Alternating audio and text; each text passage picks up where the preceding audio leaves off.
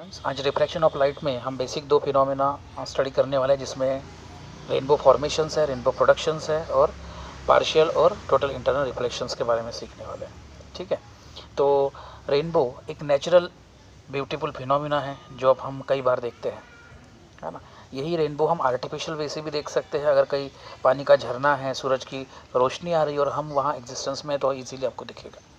तो रेनबो ये जो ब्यूटीफुल फिनोमेना है, जिसके अंदर 7 अलग अलग कलर्स हमें दिखते हैं, है ना, उसके पीछे का सीक्रेट अगर देखा जाए तो ये एक नेचुरल प्रोसेस है जिसके अंदर 3 अलग अलग प्रोसेस छुपी हुई है। ठीक है, तो पहली प्रोसेस है डिस्पर्शंस, दूसरी प्रोसेस है उसमें रिफ्रैक्शन और तीसरी प्रोसेस है टोटल इंटरनल रिफ्लेक्शंस। ठीक है, होता ये है कि जैसे कब रेनबो कब दिखता है, जब बारिश आती है तब, है ना। तो बारिश के जो बूंदे हैं वो बूंदे लाइक एज अ प्रिज्म के जैसा यहाँ काम करती है। अगर हम कंसिडर करें, यहाँ टेक्स्ट बुक में डायग्राम भी दी है, एक जो सर्कल है लाइक एज अ ये है वो वाटर ड्रॉपलेट्स है, उसके अंदर लाइट रेज पास होती है। आप जानते हो कि एक लाइट के अंदर क्या होता है, कॉन्स्टिट्यूएंट कलर होते हैं, है ना। तो जो लाइट जब पास होती है तो वो जो ड्रॉपलेट्स है वो प्रिज्म का काम करती है, जिसके थ्रू डिस्पर्शंस होता है और वो 7 कलर में परिवर्तित हो जाता है। अब ये 7 कलर में आने के बाद वहाँ फिर होता है इंटरनल रिफ्लेक्शंस।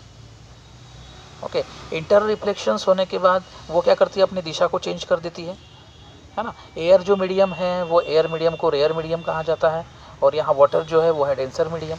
वाटर के अंदर जो पार्टिकल्स है काफ़ी कॉम्पैक्ट होते हैं, वेयर एज एयर मीडियम में पार्टिकल जो है काफ़ी स्प्रेड हुए होते हैं, है ना। इंटरनल रिफ्लेक्शन ये एक नेक्स्ट स्टेज होगी, और उसके बाद जो होता है वो होता है रिफ्रैक्शंस। लाइट जब बाहर निकलती है तो वाटर मीडियम से एयर मीडियम में निकलती है, मतलब डेंसर मीडियम से रेयर मीडियम में निकलती है।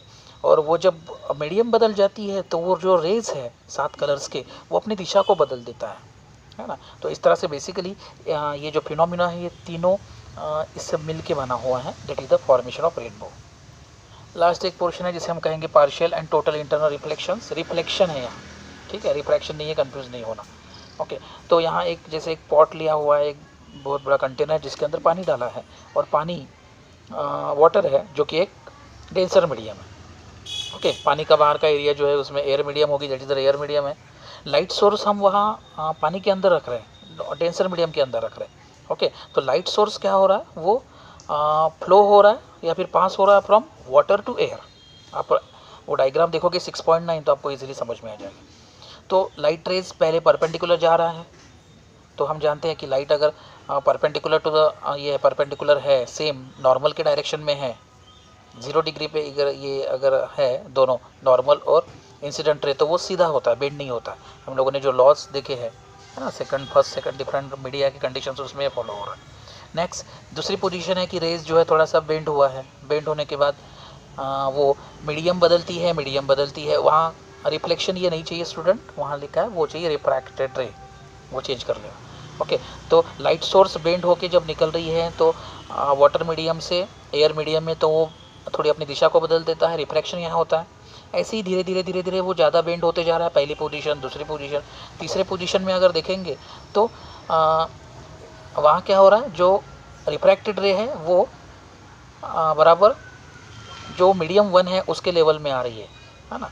तो वहाँ आर जो है, एंगल ऑफ रिफ्रैक्शन है वो 90 डिग्री हो रहा है, बराबर है। तो जब एंगल आर ये 90 डिग्री होता है तो ऐसे इंसिडेंट एंगल को क्रिटिकल एंगल कहा जाता है, ठीक है। और चौथी जो मतलब लास्ट वाली जो पोजीशन है, उसमें क्या हो रहा है, उसमें जो लाइट सोर्स बेंड इस तरह से हो रहा है कि एंगल ऑफ इंसिडेंट से, मतलब क्रिटिकल एंगल से एंगल जो है इंसिडेंट एंगल ये बड़ा है। ओके, और ऐसे कारण से जो रिफ्रैक्टेड जो रेज जो है वो एयर मीडियम में ना जाके फिर से डेंसर मीडियम में ही आएगी, पानी में ही आएगी। तो ऐसे सिचुएशंस को हम बोलते हैं टोटल इंटरनल रिफ्लेक्शंस। समझ रहे हो? तो टोटल इंटरनल रिफ्लेक्शंस ये कब होगा, जब क्रिटिकल एंगल से एंगल ऑफ इंसिडेंट ये बड़ा होगा, सिंपल सी चीज़ याद रखो। और क्रिटिकल एंगल कब होगा, जब एंगल ऑफ आर जो है वो 90 डिग्री होगा, ठीक है। तो ऐसे क्रिटिकल एंगल को अगर हम ये करते हैं, respective index of medium 1 respective 2 की बात करते हैं, तो sine I upon sine R, ये स्नेल्स लॉ हम लोगों ने देखा था, उसमें साइन आर की वैल्यू साइन 90 पुट करते हैं, क्योंकि आर क्रिटिकल आर जो है एंगल आर 90 है, तो साइन 90 आप जानते हो 1 होता है ना। तो दैट मीन्स साइन 91 है तो रिफ्रैक्टिव इंडेक्स कितना रहेगा, साइन आई इतना रहेगा, है ना। तो इस तरह से ये टोटल इंटरनल रिफ्लेक्शंस है। यहाँ पार्शियल रिफ्लेक्शन का भी ये किया है, वर्ड जिक्र किया है, क्योंकि उस समय वो जो रिफ्लेक्शन है वो रिफ्रैक्टेड भी होती है और रिफ्लेक्शन भी होती है, तो इसलिए वो पार्शियली आधा है, इसलिए उसको पार्शियल रिफ्लेक्शन से ये कहा जाएगा। Okay, when the light is enters a rare medium from the denser medium it get partially reflected. Partially मतलब क्या होगा, कुछ पार्ट जो है, some parts of the light get reflected and come back into the denser medium as per the law of reflections, उसी को ही partial reflection कहते हैं। रिफ्लेक्शन मैंने शुरुआत में बताया था, जो मिरर में होता है रिफ्लेक्शन, है ना, कि अगर इंसिडेंट रे अगर हम पास करते हैं तो नॉर्मल से वो बेंड होके निकल जाती है, वही इसमें एक ही प्लेन में रहेंगे वो, है ना, एक ही मीडियम में वो निकलती है, रिफ्लेक्ट होती है, तो जिसे हम पार्शियल रिफ्लेक्शंस कहेंगे। तो ये पार्शियल रिफ्लेक्शंस, उसके बाद रेनबो फिनोमिना हमने देखा। दो बेसिक प्रॉब्लम्स यहाँ दिए हुए हैं, ठीक है, वो है, पहला देख लेंगे, दोनों प्रॉब्लम हम देख लेंगे। Absolute refractive index of water 1.36 है और what is the velocity of the light of in water है, ठीक है। तो हमें कुछ एजम्पशंस या फिर कुछ स्टैंडर्ड वैल्यू हमें पता होना चाहिए, जैसे पाई की वैल्यू 3.1 से 14 या फिर पाई 22/7 इस्तेमाल करते हैं, वैसे ही वेलोसिटी ऑफ द लाइट जो है इन वैक्यूम में ये 3 × 10⁸ में होती है, ठीक है। हमें velocity of light in water निकालना है, तो रिफ्रैक्टिव इंडेक्स जो है वो दिया हुआ है 1.36, तो refractive index is equal to V1/V2। Refractive index 1.36 दिया है, V1 आपको 3 × 10⁸ दिया है और निकलेगा V2। जस्ट क्रॉस मल्टीप्लाई करोगे तो आपको V2 मिलेगा, जो कि रहेगा 2.21 × 10⁸ मीटर पर सेकंड, बराबर है।